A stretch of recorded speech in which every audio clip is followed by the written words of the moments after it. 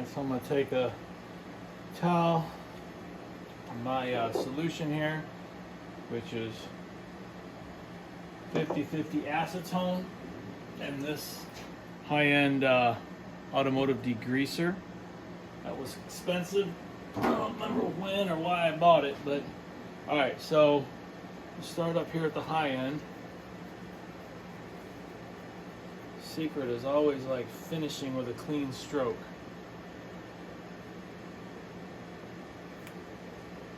I bought these little cotton wipes that we use in conservation work called web grill. They're like these nice little square, kind of like gauze, but not really. You can see right there where I burned through to the white primer.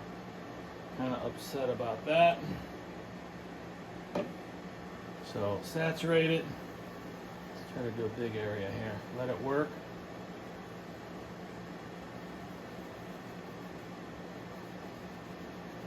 And then kind of work away from. Definitely want to wear gloves because this is old lead paint. I haven't tested it, but I guarantee you it is. I can tell by the way it's laid down, really, really slick. I might play with, when I start working on my touch-up paint, I might play with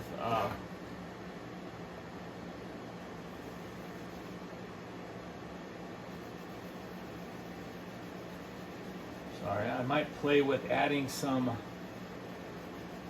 gold leaf size to my paint, just a tiny bit, and actually have some old stock lead-based oil size that, you know, I'm thinking about just adding a couple, you know, just a little bit of that, not so much that it doesn't dry. I mean, it will dry eventually, but I did do a test some months ago with black, you know, just trying to maybe simulate the look of Japan a little bit with paint, and adding that. I don't think I used the lead on that one. I just used regular oil size. Basically, it has self-leveling properties, and the oil size much more so. So the idea being that adding that lead size to it would really cause it to lay down. But, you know, even this paint, the original finish, I can see tiny little imperfections and air bubbles and tiny bit of orange peel, and I'm not sure if I'm totally in the way of that or what, but anyway, I mean, you can see this is, I wish I would have started out with this 50/50 mixture first, because I wouldn't have burned through it like I did. This is a lot more of a gentle recipe, but it takes a little bit more scrubbing, but once it starts biting through, I mean, it, you know, you can't stay in one area too long, and then you got to kind of get out, you know, because otherwise you're gonna start eating into the ivory. But it's especially important to have a clean bit of cloth, rag, especially when you're done with an area. And, you know, I don't know if that darker amber yellow is, like, I don't know if this is the color or if that is the color, you know? I like to think that it's just dark and overly yellowed and ambered from age, which is probably true. But also, you know, it's, you know, oil paint dries by sort of oxidation with the air. So, I mean, it's sort of natural that the outermost layer dried maybe that slightly darker color right out of the gate. So, I don't know. But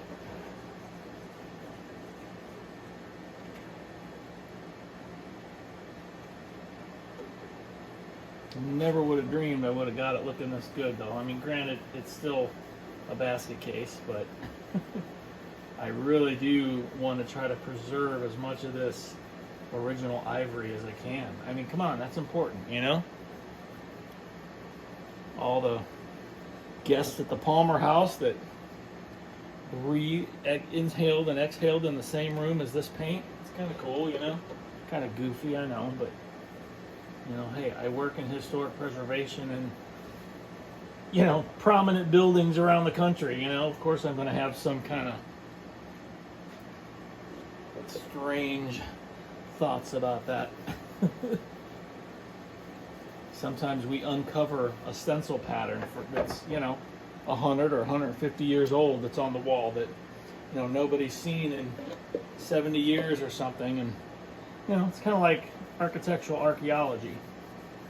You know, paint stratigraphy, just like, you know, archaeologists talk about stratigraphy of soil. So, luckily with this, we've only got one layer of paint. Unlike that work, we sometimes have multiple layers. Maybe I'll insert here a picture of the vaults I did in the Wyoming State Capitol. Kind of worked under a conservationist with the company, and she sort of set me up with the protocol, and then pretty much executed most of the work. I think I did about 4 or 4.5 of 5 of the vaults there. She did all the conservation on the actual mural. You know, the vaults had, that's a 1889 Mosler, so they had, like, you know, the typical sort of pastoral scene that they would do, and then just surrounded by just oodles and oodles of beautiful pinstriping. Man, that's looking pretty good, I gotta say. Who would have thunk it, you know? And sometimes you just hold it on there. That's kind of a trick we do. Hold it on there to get it to start eating away.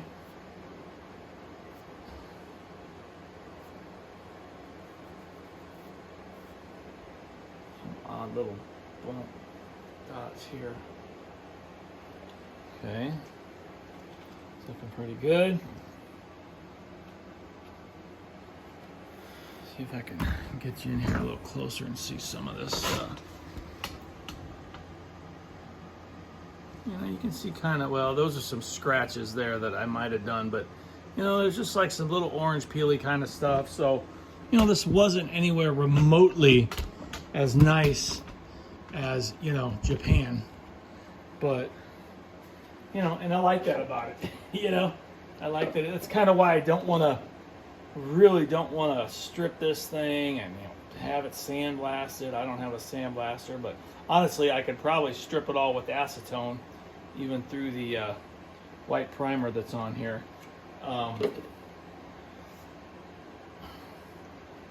You know, it's like a fan that's like perfect. You know, to me, it just doesn't have much character. You know, it's just kind of, it's sort of like you're just looking at a museum piece. You know, it's like it doesn't have as much, it doesn't have nearly as much of a story to tell as this will with the original paint intact, if I can pull that off. Yeah, there's some weird little dottage going on here. I don't know what's up with that.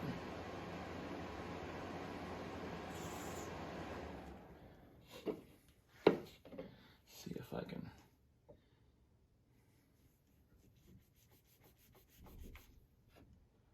I don't know. Might be able to get it out of there with polishing, but I don't want to work on it too hard, so.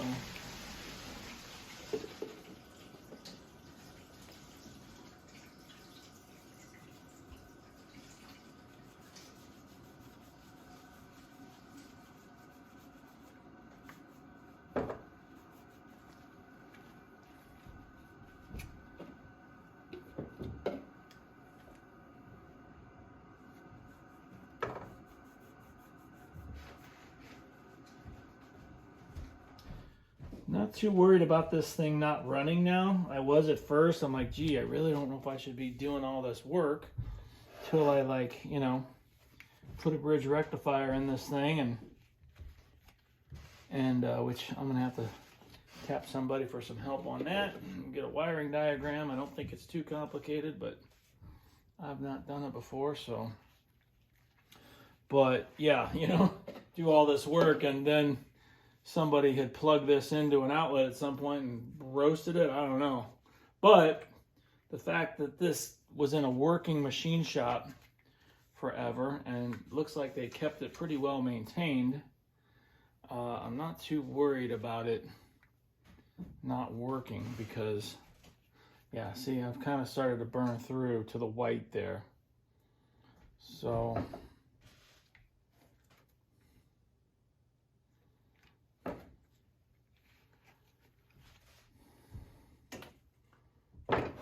okay, see if we can tackle some of this. I need to make more juice here. All right.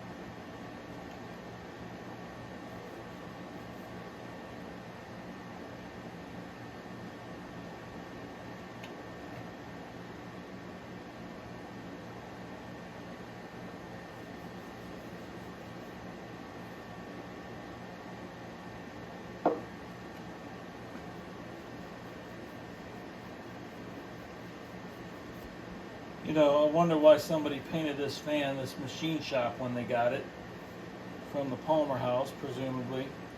And, you know, for all we know, the paint was flaking off already. I mean, because this, it's well known that the French gray and the ivory colored paint, custom paints from Emerson did not hold up very well at all. So, you know, there could have been plenty of bits of paint missing, and you know, the machine shop was just like, hey Bob, paint that black, take some of that gloss black we use on XYZ, you know, or whatever, you know.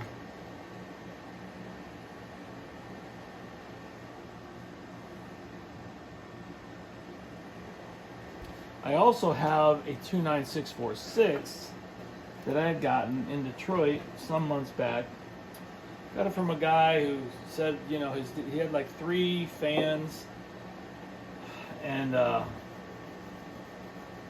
you know, he said they were all in, or this the 29 I'm talking about. He said that was in his grandpa's delicatessen or something, somewhere in Detroit, I guess, for a lot of years.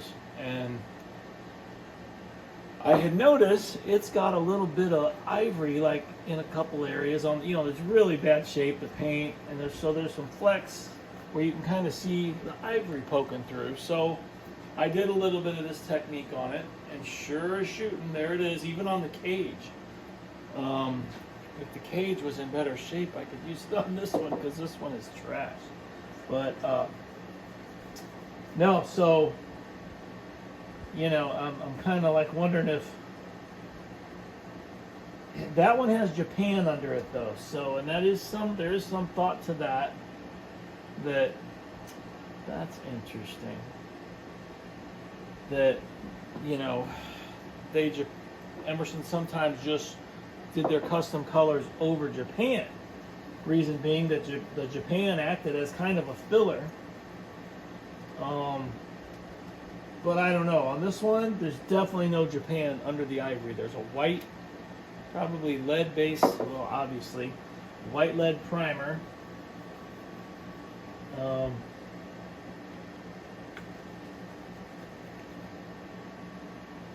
that's interesting. See these, that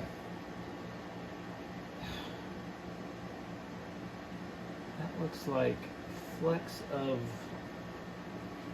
ivory that I don't think, unless that's where flecks are missing of black, but it almost looks like positive application, like, you know, like if this was painted with a brush, like they just bumped it, you know. See what we find here with a Q-tip technique.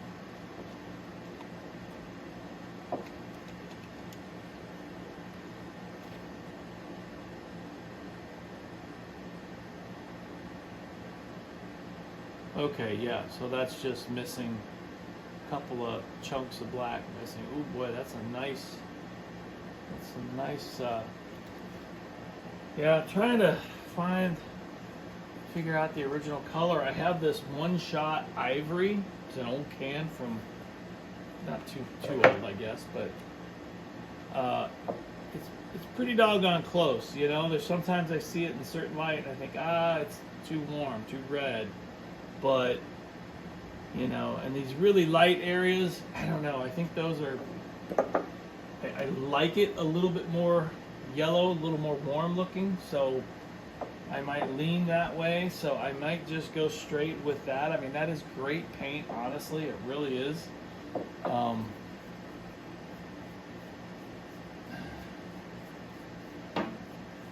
Certainly if I just do touch-up. But yeah, if I do touch-up, I'm going to have to intermix and try to match better, or somehow try to get this original stuff to look more consistent. You know, there's some areas where, even though I've gone over it with Mothers, you know, it's just pretty chalky looking, and yeah. All right. Juice here. Doing capfuls at a time here. It doesn't have to be that precise. Whoa, but don't spill it. A little floor. Basement floor paint job I did a few years ago is holding up great. Everybody was trying to sell me on, you know, all the paint store guys, and, you know, on these paint groups on Facebook. Oh, don't use that. I found some oil. I was desperately trying to just find some oil-based, you know, basement paint, which nobody makes it anymore. But I did find some, I think it was Rust Scat Coronado, which was always great paint, like painting, you know, for painting metal railings and whatnot. But I guess this was a floor, I got it somewhere, you know, a few years old, I guess, but it's brand new, and it's held up great, man. You know, everyone's wanting to, oh, go do epoxy, do a water-based epoxy. Nah, baloney. An old oil paint any day of the week over that garbage.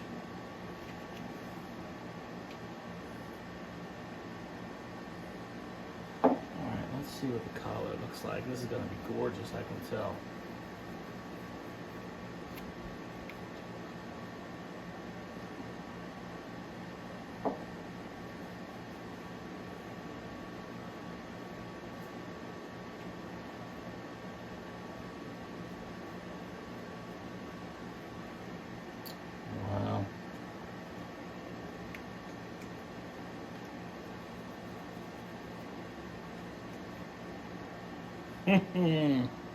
It's so awesome seeing this thing come to life as ivory.